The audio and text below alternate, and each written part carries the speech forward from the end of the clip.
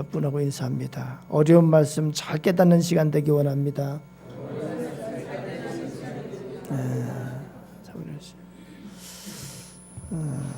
중국의 루하난이라고 하는 사람이 쓴 마음을 다스리는 인생이라는 소설이 있습니다.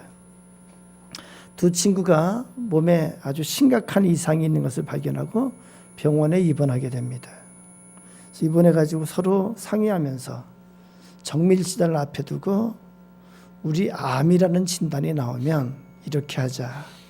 그러면서 죽기 전에 해봐야 할 것 27가지를 정리를 해봅니다.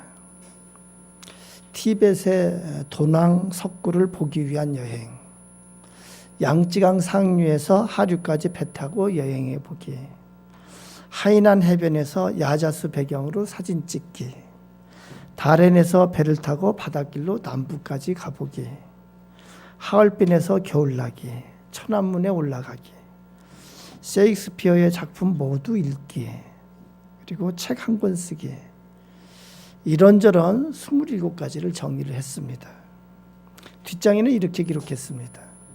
나에게는 많은 꿈들이 있었는데 어떤 것은 실현됐고 어떤 것은 여러 가지 이유로 실현되지 못했다. 이제 하나님께서 나에게 준 시간이 얼마 남지 않았다. 후회 없이 이 세상을 떠나기 위해 나의 삶의 남은 몇 년을 이 27가지 꿈을 실현하는 데 쓰겠다. 근데 정밀 진단 결과가 나왔는데 갑은 암으로 판정이 됐습니다. 을은 무록으로 이렇게 판정이 됐습니다. 그래서 을은 무록을 수술받고 퇴원했어요. 갑은 그렇게 결심한 대로 그의 회사를 그만두고 여행을 떠났습니다. 먼저 티벳으로 갔습니다. 거기서 광활한 대지를 봤어요. 끝이 없는 광활한 대지를 봤습니다. 살아온 인생 가운데 가장 광활한 땅을 보고 밤이 되어서 하늘을 보게 됩니다. 밤이 되니까 주위는 완전히 깜깜하고 어둠에 가렸습니다. 그런데 하늘에는 별들로 가득한 거예요. 은하수가 쏟아질 것처럼 흐르고 있습니다. 별똥별이 떨어지고 있고 이런 하늘을 본 적이 없습니다. 환상적인 자연을 체험하면서 생각합니다. 내가 왜 이런 세상을 모르고 살았던가. 사랑하는 여러분, 여러분의 하늘은 별이 있나요? 갑이 그 다음에는 하이난에 갔습니다. 거기에는 그 끝이 보이지 않는 바다가 있었습니다. 그리고 그 바다 끝에 끝없이 펼쳐지는 백사장이 있었어요. 그 백사장에는 사람의 흔적이 보이지 않았어요. 그 백사장을 걸어보면서 그 끝모를 바다와 백사장 가운데 점을 찍고 있는 자신의 크기를 느껴봤어요. 나는 왜 이런 세상을 모르고 살았던가. 겨울에 하얼빈에서 겨울나기를 했습니다. 눈이 온 세상을 덮었습니다. 모든 세상의 더러움을 다 덮는 것 같았습니다. 인간 세상의 모든 더러움을 덮는 것 같았습니다. 그리고 그 순백의 그 아름다움을 느꼈어요. 이렇게 정결하고 이렇게 깨끗한 것이 나를 느끼게 됐어요. 봄이 되어 천안문 광장으로 나왔습니다. 그 광장에서는 봄의 햇볕을 즐겼어요. 그러면서 셰익스피어의 책들을 읽었습니다. 그리고 마음을 비우니까 많은 시상과 영감이 떠오르는 거예요. 그리고 책을 쓰기 시작했어요. 그러던 중에 신문에 산문 하나를 기고하게 됩니다. 을이 어느 날 신문에서 갑의 글을 읽게 됩니다. 그리고 갑에게 전화를 걸었습니다. 잘 지내냐? 몸은 어떠냐? 그 전화에 갑이 대답을 합니다. 나는 암이라는 것 때문에 인생을 새롭게 깨달았고 그래서 인생의 새로운 의미를 찾았고 나를 되찾았다.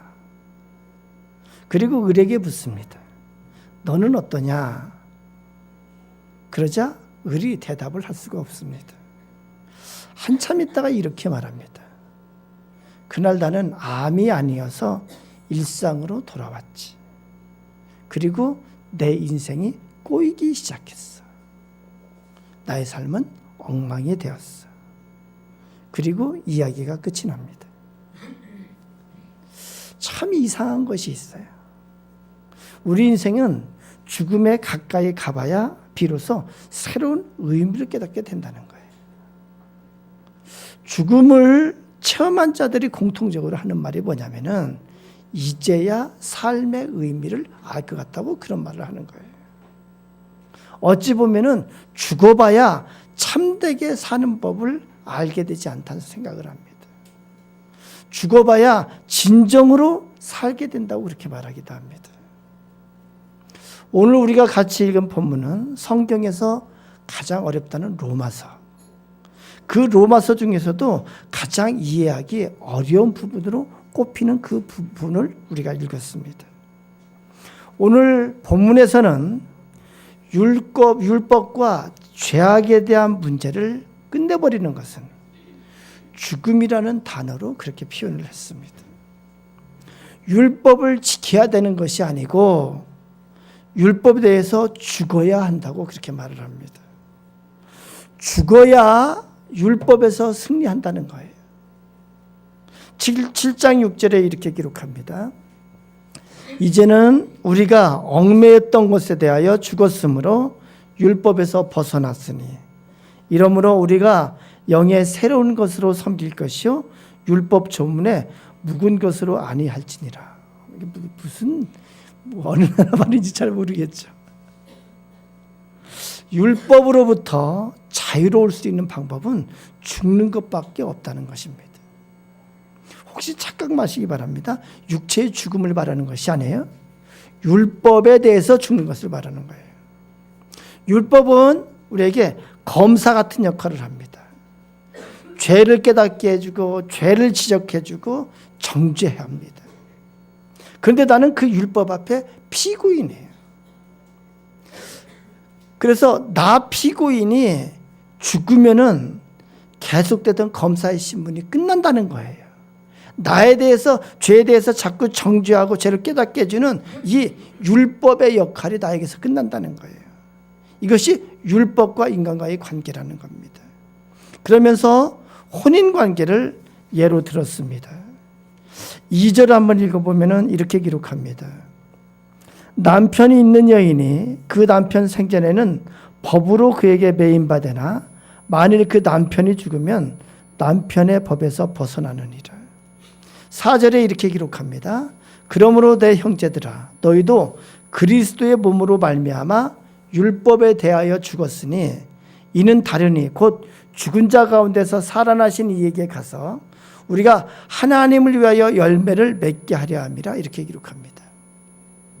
이제는 율법에 대해서 나를 죽은 자가 되고 그리고 이제는 하나님 앞에 하나님의 말씀으로 하나님의 은혜로 사는 자가 됐다는 거예요. 율법에 대해서 죽는 것을 설명하는 개념이 참 어려운데 이러한 실화를 가지고 한번 설명을 들어봤으면 좋겠어요.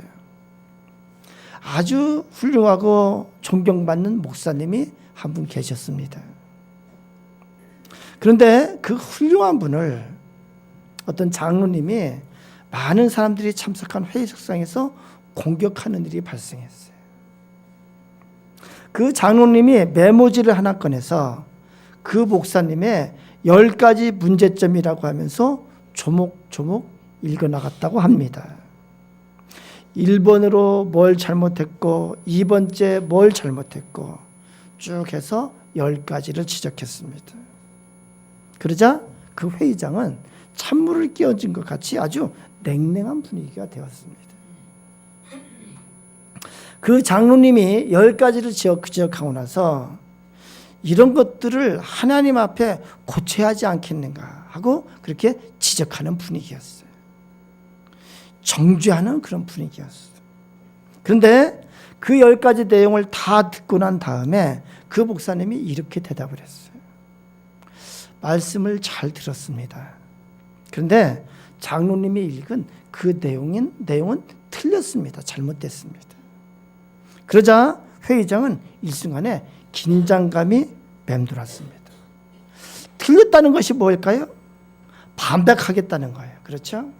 잘잘못을 따지겠다는 거예요. 싸우자는 논리예요. 다들 생각을 했습니다. 이제 싸움이 시작되는구나. 근데 그 목사님의 그 다음 말이 모든 긴장을, 분위기를 일시에 풀었습니다. 그런데 저의 문제는 장로님이 기록한 그 10가지만이 아닙니다. 장로님이 저를 잘 모르셔서 그렇지 수백 가지, 수천 가지는 더 될 것 같습니다. 그렇게 자신의 약점을 인정할 때 싸움은 그저 끝나버렸어요. 율법을 지킨다는 것, 율법으로 산다는 것, 여러분 잘 생각해 보세요. 이것을 다르게 생각하면은 내가 율법에 대해서 정당하다고 주장하는 것과 같습니다. 나는 율법의 죄에 대해서, 내가 율법적으로 살았다는 것은 내가 율법의 죄에 대해서 내가 죄가 없다고 주장하는 것과 같습니다. 율법을 지킨다는 것을 다르게 표현하면은 나의 살아가는 모습 속에는 율법에서 말하는 죄가 없다라고 내가 주장하는 것과 똑같습니다. 맞나요? 이해가 되시나요? 그렇습니다. 그런데요, 예수님은 율법에 대해서 더 세밀하게 이렇게 설명을 합니다. 율법에 살인하지 말라고 기록되지 않았느냐. 근데 너희는 단지 문자적으로 살인하지 않는 그것만을 가지고 나는 율법을 지키며 산다고 생각하는데, 그 뜻은 살인하지 말라고 하는 것은 그것만이 아니고 그 뜻은 이런 것이다. 다른 사람을 미워하는 마음을 가진 것도 여기서 말하는 살인이다. 다른 사람을 향해 속으로 저 사람 제발 좀 죽었으면 좋겠다고 그렇게 원망하고 미워하는 마음을 가진 것이 살인이라는 거예요. 다른 사람을 향해서 비난하고 욕하고 하는 것도 살인이라는 거예요. 계명에 간음하지 말라고 되어 있는데, 너희는 내가 간음하지 않는 그 자체만을 가지고 나는 율법을 지키고 있다고 그렇게 말하는데, 그 율법을 지켜서 나는 의롭다고 말하는데, 내가 다시 말해주는데, 간음한다는 것에는 음욕을 품는 것도 간음하는 것이다. 그러면서 예수님께서 질문하십니다. 네가 율법을 온전히 지켰다고 주장할 수 있느냐? 네가 율법을 통해서 네가 의롭다고 너 자신을 주장할 수 있느냐? 이것이 율법을 지키며 산다고 하는, 율법으로 의롭게 산다고 하는 자들에게 주시는 예수님의 질문이었습니다.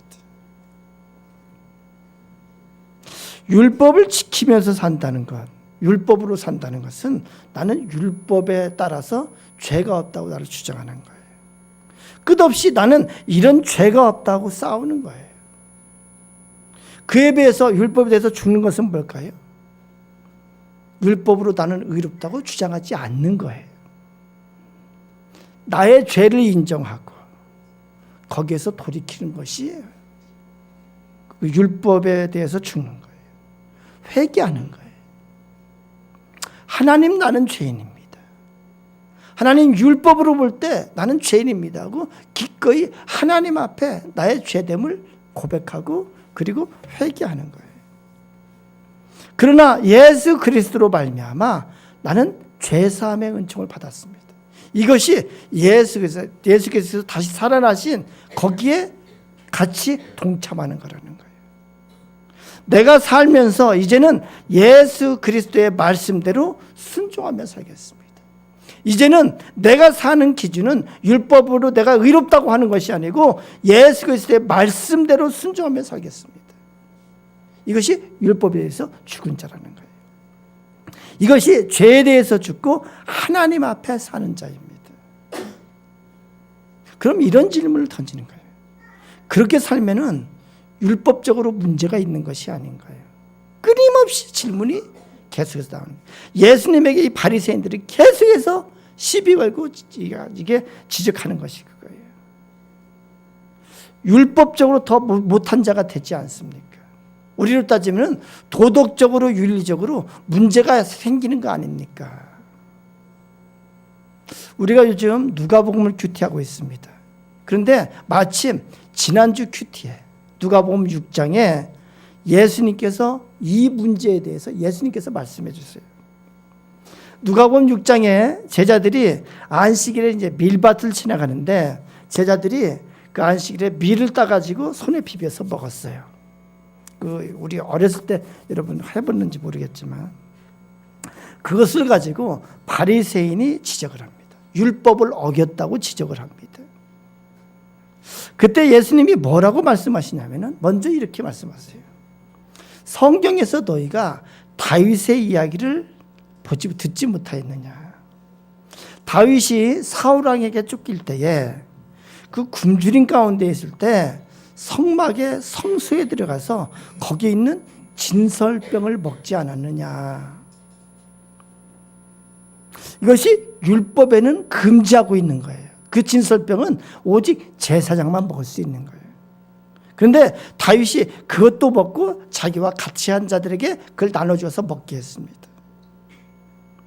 그 굶어 죽는 상황에서 먹었고, 근데 하나님은 이것을 잘못했다고 지적하지 않았습니다. 그것을 그저 하나님께서 이렇게 받아주셨어요. 예수님께서 말씀하시고자 하는 것이 뭐냐면은 선악을 판단하는 일, 옳고 그름을 판단하는 것은 율법이 하는 것이 아니고 오직 하나님이 하시는 것이다. 사람이 율법을 가지고 선악을 판단하는 것이 옳지 않다예요. 하나님만이 옳고 그름을 판단할 수 있으신 거예요. 그러면서 예수님께서 거기 비판하지 말라, 이렇게 판단하지 말라, 그것을 쭉 이렇게 말씀하시는데, 그것은 무슨 얘기냐면 바리새인을 향해서 이렇게 말하는 거예요. 너희가 율법을 맡았다고 하면서 그 율법을 가지고 하는 것이 뭐냐면은 그 율법을 가지고 다른 사람을 비판하고 다른 사람을 정죄하고 그런 일을 하는 것이 아니냐. 이것이 율법의 뜻이 아니다. 율법은 하나님 앞에 죄를 깨닫게 해주는 것이다. 그렇게 설명해 주는 거예요. 이어서 이런 말씀을 하십니다. 못된 열매 맺는 좋은 나무가 없고 좋은 열매 맺는 못된 나무가 없다. 나무는 각각 그 열매로 안다. 여러분 그걸 잘 이해하면 이런 거예요. 율법은 지킨다고 지켜지는 것이 아니다. 할렐루야. 그것은 마치 뭐가 같냐면은 나라는 나무가 있는데 율법을 내가 지켜서 의롭게 되겠다고 율법을 가지고 산다는 것은 뭐냐면은 이 나라는 나무가 내가 의도적으로 사과 열매를 맺고 내가 의도적으로 배라는 열매를 맺고 감이라는 열매를 맺고 이렇게 하려는 것과 똑같다는 거예요. 율법을 지킨다고 이렇게 하는 것은 뭐냐면 내가 어떤 열매를 맺겠다고 내가 하는 것과 같다는 거예요. 그러면서 예수님께서 해주신 것이 뭐냐면은 죄에 대해서 죽고 하나님 앞에 산 자, 이제 하나님의 말씀으로 사는 자는 저절로 의의 열매를 맺는 것이다. 그러면은 훨씬 높은 차원의 도덕적이고 윤리적이고 인격적인 존재가 되는 거예요. 나무가 무슨 나무냐에 따라서 그 나무에 따라서 열매가 맺어지는 것이지 내가 열매를 맺겠다고 해서 열매가 맺어지는 것이 아니라는 거예요. 먼저 어떤 나무냐가 이게 중요하고 이 나무가 되는 거예요. 하나님 앞에 불의한 나무는 저절로 불의의 열매를 맺게 되는 것이라는 거예요. 율법을 지킨다는 것은 이와 마찬가지다. 예수님께서 그렇게 말씀해 주시는 거예요. 오늘 말씀에 율법에 대해서 죽는 것이 뭘까를 또 하나 설명해 주는 것이 있습니다. 율법에 대해서 죽는다는 게 여기서 죽는다는 것은요. 자기 욕심에 대해서 죽는 것이라고 말씀합니다. 이걸 확장하면은 자기 고집이 죽는 것이기도 해요. 우리가 몇 주 전에 자기 논리에 따라 산다고 하는데 자기 논리가 죽는 것이기도 해요. 7장 5절에 이렇게 기록합니다. 7장 5절 이렇게 기록합니다. 우리가 육신에 있을 때는 율법으로 말미암아 죄의 정욕이 우리 지체 중에 역사하여 우리로 사망을 위하여 열매를 맺게 하였더니, 이제는 좀 이해가 되시죠? 죄의 정욕, 이것이 뭐냐면은 뭘까요? 자기 욕심이고 자기 고집이고 자기 논리예요. 8절에 이렇게 기록합니다. 그러나 죄가 기회를 타서 계명으로 말미암아 내 속에서 온갖 탐심을 이루었나니 이는 율법이 없으면 죄가 죽은 것임이라. 여기 7장은 한 절 한 구절이 참 어려운 것 같습니다. 이것에 대해서 제가 이런 예를 한번 들어볼까요? 여러분, 세상에 힘든 일이 참 많이 있는데 그 중에서 가장 힘든 일이 무엇일까? 제가 이렇게 설교를 해보고 제가 목회를 해보니까 가장 어려운 것 중에 하나가 뭐냐면은 바보를 설득하는 거예요. 좀 이상하게 생각하지, 오해하지 말고 잘 들으세요. 바보를, 이 얘기를 여러분 이제 가르쳐 본 자들은 많이 알 거예요. 이해가 될 거예요. 바보를 설득하는 것만큼 힘든 일이 없습니다. 그죠? 한 분이 고개를 끄덕끄덕 해줘서 고마워요. 왜 그럴까요? 바보니까 설득이 안 되기 때문에 그래요. 설득이 되면 바보가 아니에요. 근데 바보라서 아무리 설명해도 설명이 안 되는 거예요. 다른 사람은 다 설득이 되는데, 그런데 아무리 설명해도 바보는 설득이 안 됩니다. 그럼 우리가 바보가 왜 바보인가 생각을 해보면은, IQ가 떨어진다고 바보인가요? 아니에요. 결코 아닙니다. 바보에게는 특징이 있는데 그게 무엇인지 아나요? 욕심이 있어요. 그러면 이렇게 질문할 수 있어요. 누구에게나 욕심이 있는 거 아닙니까? 맞습니다. 맞아요. 근데 바보는 어떻게 욕심이 있냐면은 욕심이 큰 것보다는 욕심이 뚫뚫 뭉쳐 있어요. 욕심 덩어리처럼 이렇게 완전히 이렇게 막 이렇게 욕심으로 자기들이 꼭 뚫뚫 뭉쳐 있어요. 이렇게 개념이 좀 이해가 됐으면 좋겠습니다. 거기에서 나오는 것이 뭐냐면은 듣지 않는 고집이에요. 그 욕심에서 나오는 것이 뭐냐면은 설득당하지 않는 자기 논리, 참 이게 잘못된 자기 논리를 갖고 있는 거예요. 그래서 설득이 안 되는 거예요. 이제 왜 제가 바보를 설득하는 것이 어려운 것이 여러분이 이해됐으면 좋겠어요. 아무리 하나님 말씀을 전해도 그 말씀을 가지고 생각을 할 줄을 몰라요. 자기 욕심으로, 자기 고집으로 똘똘 뭉쳐 있어서 이 말씀을 가지고 생각을 할 줄을 몰라요. 혹시 내 이 욕심이 깨질까봐 이렇게 막 거부하고 그걸 받아들이지 않는 거예요. 그러니까 설득이 되지 않는 거예요. 욕심 때문에, 자기 욕심 때문에, 듣지 않는 고집 때문에, 설득당하지 않는 자기 논리 때문에 결국 진리의 말씀이 있는데도 설득이 되지 않는 거예요. 그것이 아무 영향을 미치지 못하는 거예요. 사람들이 사기를 당하는 이유를 알아보면은 제일 첫 번째는 사기꾼의 그 능수능란한 화술이 원인이기도 합니다. 근데 사기를 당하는 사람에게도 원인이 있어요. 사기꾼이 대부분 그걸 이용하는 거예요. 그것이 무엇일까요? 사람의 욕심입니다. 이 욕심이에요. 얼마를 투자하기만 하면은 1년 후에 3배가 된다. 예? 이것만 먹으면은 암을 고칠 수 있다. 그것이 자기 욕심과 딱 맞아떨어지니까, 자기 논리에 딱 맞아떨어지니까, 자기 고집에 딱 맞아떨어지니까 그 사기꾼을 따라가는 거예요.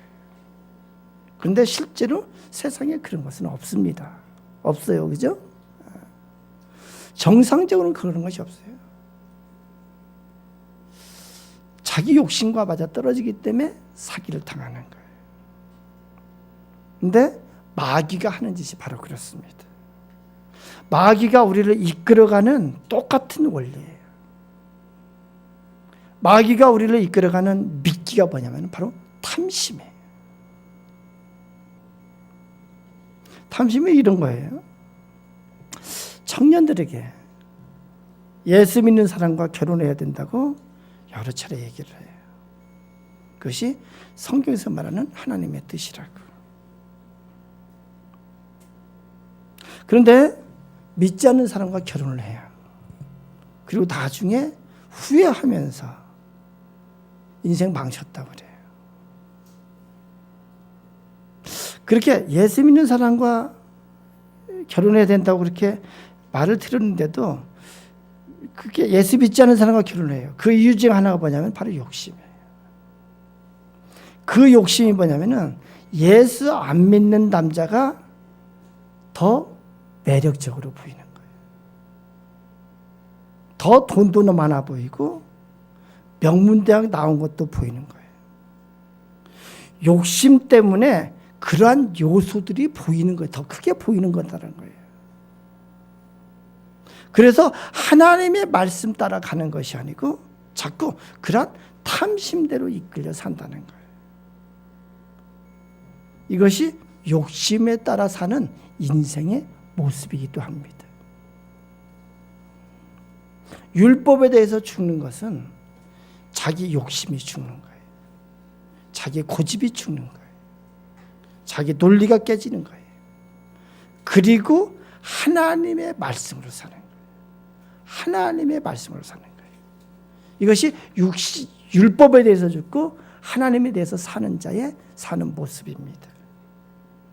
예수님께서 요한복음 8장에 이렇게 말씀합니다. 너희가 내 말에 거하면 참으로 내 제자가 되고 진리를 알게 될지니 진리가 너희를 자유롭게 하리라.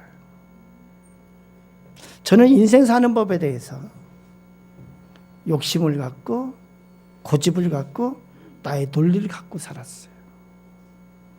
공부 열심히 해서 좋은 학교 가고 뭔가 사회적 지위를 이루면 인생 잘 사는 것이라고 생각했어요. 경제적으로 부족함 없이 준비하면 모든 것이 해결될 거라고 그렇게 생각했어요. 가정을 이루고 자녀를 잘 양육하면 인생 잘 사는 것이라고 생각했어요. 그러나 그것이 인생에 참된 의미가 되지 못하는 것을 깨달았어요. 그것이 인생의 본질이 아니라는 것을 알았어요.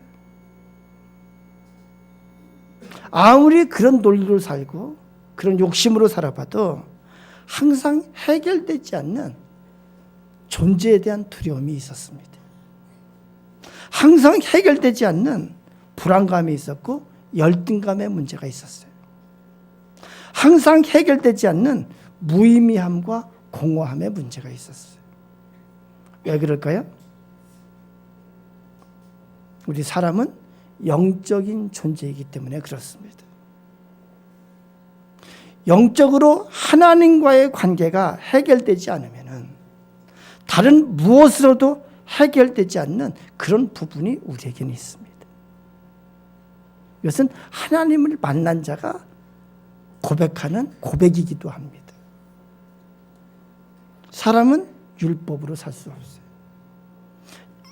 예수님께서 뭐라고 말씀하면 사람이 빵으로만 살 수 없고 하나님의 입에서 나오는 말씀으로 살 것이냐라고 그렇게 말씀하십니다. 어떻게 해야 될까요? 율법에 대해서 죽어야 돼요. 세상에 사는 법칙에 대해서 죽음을 체험해 봐야 돼요. 그래서 자기 욕심이 죽어봐야 되고 자기 고집이 죽어봐야 되고 자기 논리가 깨져봐야 돼요. 그리고 하나님 앞에 산 자로서 하나님의 말씀에 거할 때 하나님의 말씀에 거할 때 참된 진리들을 알게 돼요. 그리고 그 진리가 우리를 자유케 하는 것을 체험하게 될 줄로 믿습니다. 우리 다 같이 기도합니다. 다 같이 기도합니다. 주여, 우리 그렇게 기도했으면 좋겠습니다. 주여, 율법에 대해서 죽고 하나님의 생명으로 사는 자가 되게 해주시옵소서.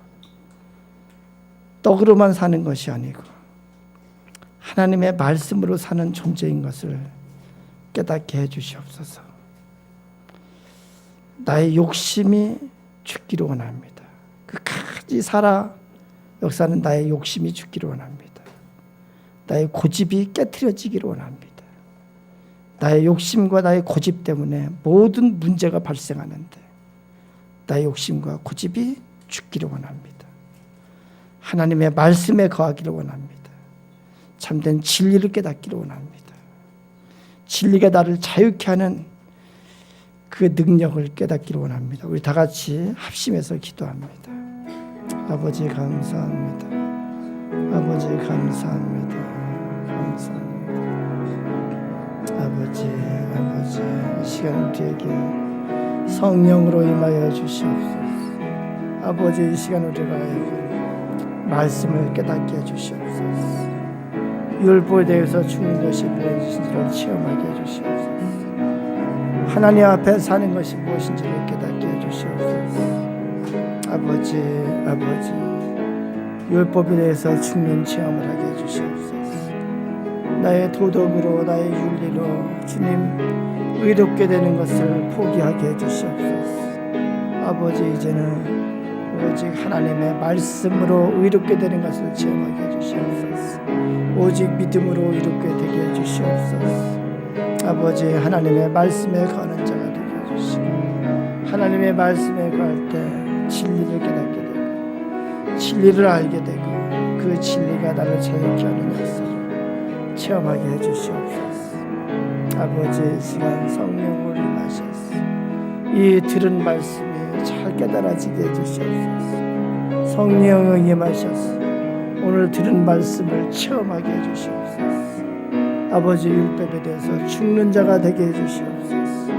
율법에 대해서 죽는 것이 체험되게 해주시고 하나님의 말씀에 거하는 자로 주님 거듭나게 해주시옵소서. 이제 하나님의 말씀으로 사는 자가 되게 해주시옵소서.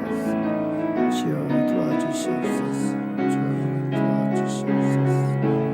도와주시옵소서.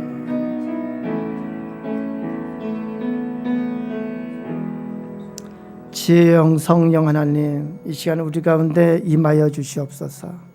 주님 들은 말씀이 잘 체험되게 해주시고 이제 우리의 삶이 율법에 대해서 죽게 해주시고 하나님 앞에 사는 자가 되게 해주시옵소서. 율법을 통해서 내가 의롭게 인정받고자 하는 마음이 죽게 해주시고 아버지 하나님 앞에 의로운 자로 인정받게 해주시옵소서. 하나님 말씀에 거하는 자가 되게 해주시옵소서. 이제는 하나님 말씀으로 사는 자가 되게 해주시옵소서. 하나님의 말씀으로 살아갈 때에 참된 진리를 알게 해주시고 진리가 우리를 자유케 하는 능력이 되는 것을 체험하게 해주시옵소서. 우리의 삶 가운데 참된 치유와 회복의 역사가 일어나게 해주시옵소서. 예수님 이름으로 기도드리옵나이다. 아멘. 아멘.